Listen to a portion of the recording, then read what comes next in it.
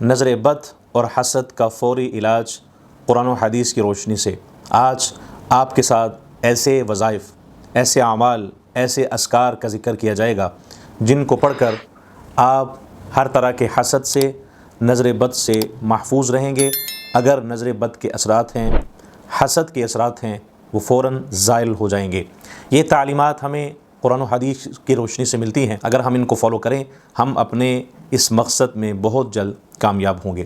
قرآن کریم کے اندر چند ایسی آیات موجود ہیں جن آیات کو نظر بد اور حسد کے لیے پڑھا جائے تو یہ بہت مفید ہے، اور یہ اعمال، یہ اذکار، یہ قرآنی آیات، ان کا تعلق اللہ کے پیارے محبوب صلی اللہ علیہ وسلم نے ان کو پڑھ کر صحابہ کرام کو بھی بتلایا، اور ان کو مشائخ نے، اکابرین نے، اولیاء اللہ نے بھی آزمایا۔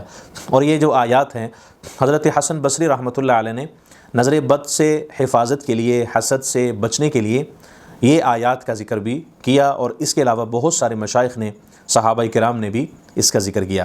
اگر آپ اس ویڈیو کو آخر تک دیکھتے ہیں، میں آپ کو اس بات کی یقین دہانی کرواتا ہوں، اللہ تعالیٰ کے فضل و کرم سے آپ کا یہ مسئلہ حل ہوگا۔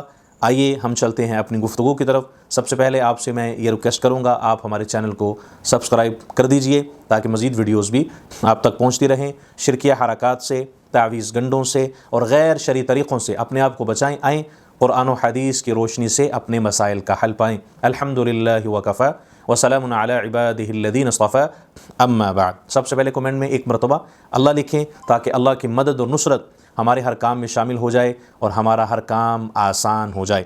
آئیے ہم دیکھتے ہیں یہ چند چیزیں، یہ بنیادی وجوہات، جن وجوہات کا ہم شکار ہیں، جن مسائل میں ہم پھنسے ہوئے ہیں، ان کا ہم نے کیسے حل کرنا ہے، کیسے حل تلاش کرنا ہے۔ اگر آپ بھی ان مسائل کا شکار ہیں جو آپ کے ساتھ ابھی میں شیئر کرنے جا رہا ہوں، تو پھر اس کا حل بھی میں آپ کے ساتھ شیئر کروں گا۔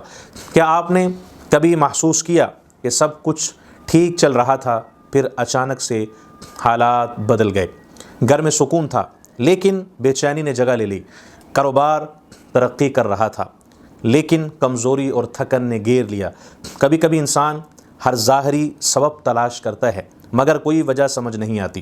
ایسے مواقع پر اسلام ہمیں ایک اہم حقیقت کی طرف متوجہ کرتا ہے، وہ حقیقت ہے نظر بد۔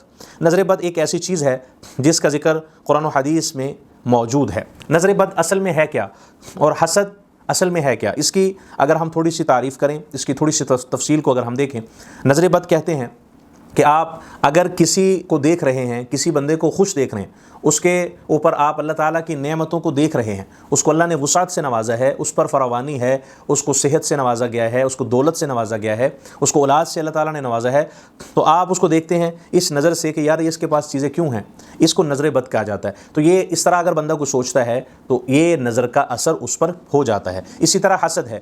حسد کسے کہتے ہیں؟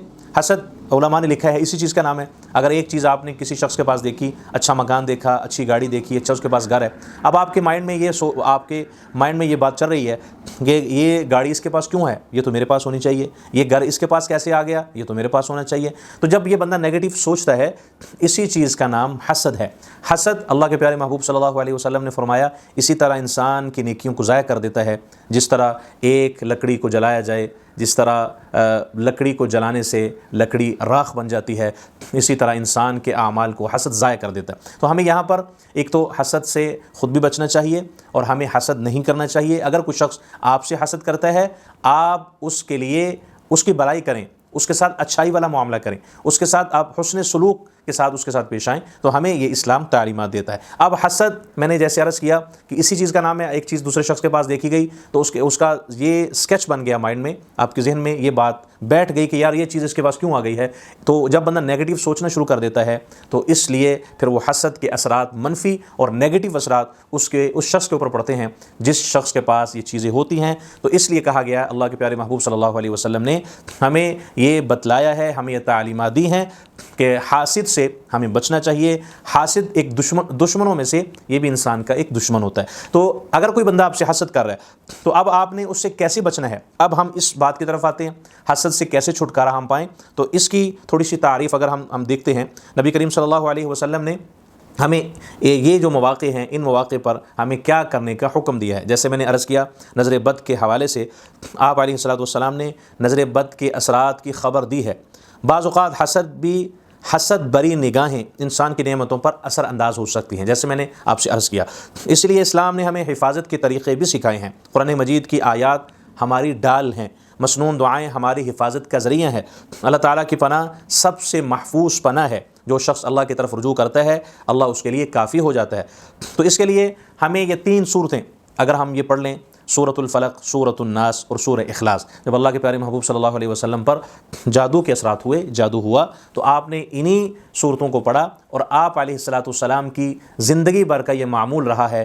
آپ نے جب بھی رات کو آپ سوتے تو یہ صورتیں پڑھ کر سویا کرتے تھے۔ تو یہ ایک نبوی عمل ہے، مسنون عمل ہے۔ اگر ہم یہ تینوں صورتوں کو پڑھ کر اپنے اوپر پھونک لیتے ہیں تو اس سے حسد اور نظر بد کے اثرات زائل ہو جاتے ہیں۔ یہی وجہ ہے کہ نبی کریم صلی اللہ علیہ وسلم انہیں کثرت سے پڑھتے تھے۔ آج بہت سے لوگ نظر بد کے بارے میں سوال کرتے ہیں، کیا نظر بد حقیقت ہے؟ اس کے علامات کیا ہو سکتی ہیں؟ اس سے بچاؤ کا قرآنی طریقہ کیا ہے؟ کون سی دعائیں نبی کریم صلی اللہ علیہ وسلم نے سکھائی ہیں؟ ان تمام سوالات کے جواب قرآن و سنت کی روشنی میں موجود ہیں۔ آئیے جانتے ہیں نظر بد سے حفاظت کے وہ قرآنی اذکار، دعائیں جو ہر مسلمان کو معلوم ہونی چاہیے۔ یہ میں نے جو آپ کے ساتھ آیات عرض کی ہیں، صورتوں کا ذکر کیا ہے، اور اس کے ساتھ سب سے مجرب اور سب سے پرتاثیر قرآن کریم کے اندر آیات جو ہمیں ملتی ہیں وہ ہے سورہ قلم کی آخری آیات۔ حضرت حسن بصری رحمۃ اللہ علیہ نے انہی آیات کے متعلق لکھا ہے، اگر کوئی شخص کسی مسئلے کا شکار ہو جائے، اس پر نظر بد کے اثرات ہوں، وہ حسد کا شکار ہو جائے، تو اسے چاہیے سورہ قلم کی آخری 3 آیات کو پڑھے۔ وَإِن يَكَادُ الَّذِينَ كَفَرُوا لَيُزْلِقُونَكَ بِأَبْصَارِهِمْ لَمَّا سَمِعُوا الذِّكْرَ وَيَقُولُونَ إِنَّهُ لَمَجْنُونٌ وَمَا هُوَ إِلَّا ذِكْرٌ لِّلْعَالَمِينَ۔ ان آیات کو پڑھ کر آپ دم کر لیں، اپنے اوپر پھونک لیں، یا پھر آپ پانی پر دم کر کے وہ پانی دم شدہ پی لیں۔ انشاءاللہ یہ وہی اعمال ہیں جن کے کرنے سے آپ ان چیزوں سے محفوظ ہو سکیں گے۔ اور اس کے ساتھ ساتھ ہر نماز کے بعد 1 مرتبہ آیت الکرسی، اس کا ذکر ہمیں حدیث پاک سے ملتا ہے۔ آیت الکرسی کو اگر کوئی شخص ہر نماز کے بعد پڑھتا ہے وہ بھی ہر طرح کے اثرات سے بچ جاتا ہے، محفوظ ہو جاتا ہے۔ اللہ سبحانہ و تعالی ہم سب کی ہر طرح سے حفاظت فرمائے۔